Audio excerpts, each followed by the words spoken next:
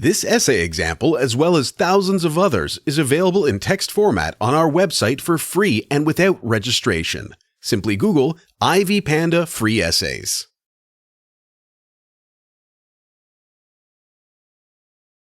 Evaluate how classical conditioning can be applied to the learning process. Classical conditioning is the process by which learning takes place through environmental and natural stimuli.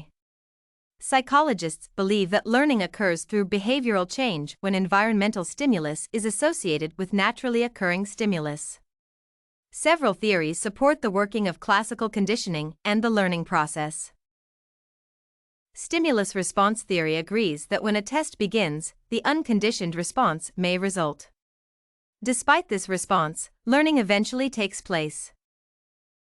For instance, a rat may not respond unconditionally when put in a maze at the beginning, but with time, it learns the maze and thus responds conditionally. This theory has some flaws given that the conditioned or unconditioned responses may differ even when the stimulus is the same. The second theory is based on stimulus to stimulus. This theory entails the acquisition of a piece of knowledge and retaining it for future use. For instance, children learn colors and numbers conditionally or unconditionally and remember this learning experience regardless of the stimulus later in life. Second-order conditioning is used here for acquiring basic knowledge and then expanding it at high levels. For example, in first grade, pupils may learn about Osama by name. At high grades, they may learn about his complicated life. The original teachings are conditioned stimuli that higher-grade pupils use to obtain more information. This theory is based on cognitive abilities which differ from one person to another.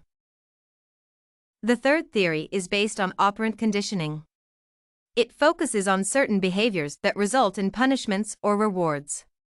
For instance, preschool children can be given a snack if they pronounce a letter sound properly every day, or the snack withheld if they do not. This theory may impact the learning process negatively because such children may develop a negative reputation for learning abilities. This hinders the development of positive learning abilities. What are the basic concepts of conditioning associated with Pavlov? Conditioning comprises four basic concepts that are crucial in the understanding of the learning process. They include the following. Acquisition. This phenomenon refers to a period in which the conditioned response is reinforced. Associating conditioned stimuli with unconditioned stimuli reinforces classical conditioning. For instance, a dog can be taught to salivate when the bell rings before it is given food. Immediately the dog salivates in response to the bell sound, the response has been acquired. Once the response has been acquired, the dog can be reinforced with food. Extinction. Removal of reinforcement affects the conditioned response negatively by weakening it. For instance, when one gets into an accident while on a motorcycle, he or she develops a fear of riding it. However, with time, the fear fades away after several safe rides. Generalization. The generalization concept results when a conditional stimulus brings to mind similar responses repeatedly. This is called stimulus generalization. For instance, when a dog gets burnt with hot water in a basin, it tends to fear water in basins. Discrimination. The ability to distinguish between conditioned stimulus and unconditioned stimulus is known as discrimination. For instance, if the national anthem is the conditioned stimulus, then the ability to distinguish between the national anthem and other songs is referred to as discrimination. Behaviors can best be learned by using classical conditioning methods. Gambling behavior.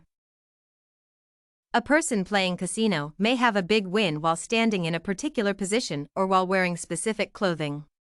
This person may keep on standing in this position or keep on wearing this type of clothing repeatedly thinking that the win resulted from these coincidental events. This, eventually, changes the person's behavior. Superstitious behaviors. People tend to believe that accidental events associated with each other have a cause and effect relationship. For instance, if a person is robbed while passing through a given street at night, the incident would be associated with walking at night. This may change his behavior. Alcoholism behavior treatment. One can use anti-abuse drugs to induce the negative effect of using liquor. When alcohol is induced, the person experiences nausea. Hence, he or she learns to avoid it. This essay on stimulus-response theory was written and submitted by a student just like you. The Ivy Panda Samples database hosts thousands of works similar to this one, on various subjects. Visit ivypanda.com to find what you are looking for.